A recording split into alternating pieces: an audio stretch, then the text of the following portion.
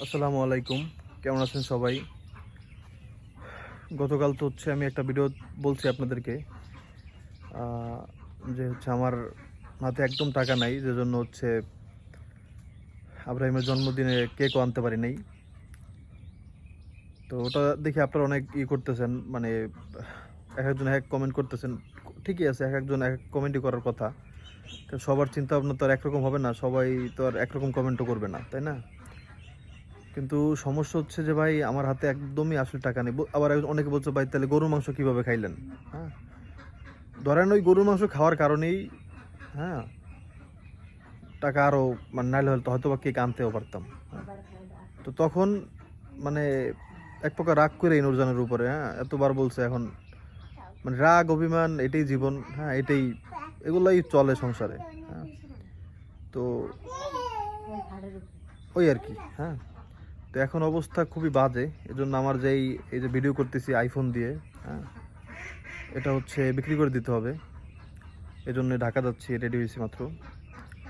হয়তো বা আমি জানি না, ভালো দাম পাইলে তো বিক্রি করবো। আমি তো 63,500 টাকা কিনছি। এখন যদি 50-এর উপরে না হয় তাহলে তো আমি বিক্রি করতে পারবো না। কারণ 50-এর মানে 50,000 টাকায় তো আর আইফোন কেনা, এই 12 Pro Max এটা কেনা যায়ও না। আমি তো মার্কেট অনেক ঘুরছি। তো শখের একটা, মানে আইফোন কোনোদিন চালাই নাই, তো একটা শখ ছিল, শখটা পূরণ হয়েছে। আইফোন যাবার আমার অনেক ভালো লাগে এরকমও না।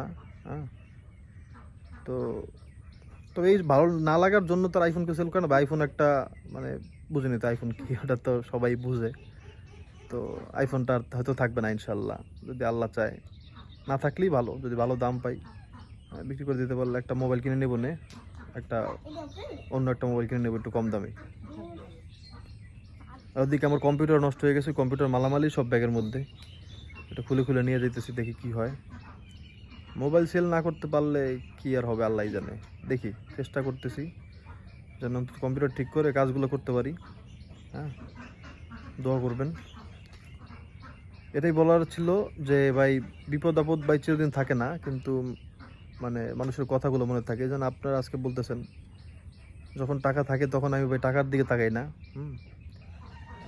আল্লাহর জন্য হোক, মানুষের জন্য হোক, নিজের জন্য হোক, ফ্যামিলির জন্য হোক, কোনো দিকেই আমি কোনো সময় মানে ওই টাকা যে খরচ হয়ে যাবে, পরে থাকবে না, এই চিন্তা আমি তখন আর করি না।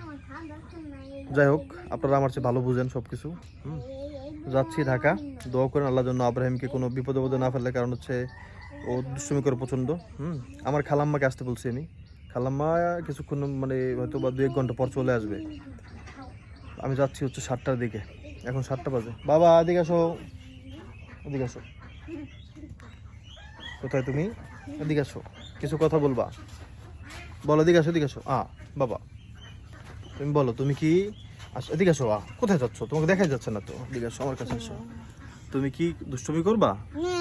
বলো ইনশাআল্লাহ না। পানির কাছে আসবা? ইনশাআল্লাহ না। বলো ইনশাআল্লাহ পানির কাছে আসবো না। আর বলো, সব বিপদ থেকে সবাইকে কে রক্ষা করে? বলো, জোরে বলো, তার নাম। সে কে? আল্লাহ। ইনশাআল্লাহ। তো দোয়া করবেন। আর নুরজানকে যা বলার তো বলে গেছি, তো দোয়া করবেন। নুরজান সাবধান থেকো, আর বিসমিল্লাহ বলে সব কাজ করো, ঠিক আছে? ওকে বাবা, সব কাজের শুরুতে কি বলতে হয় বলো তো?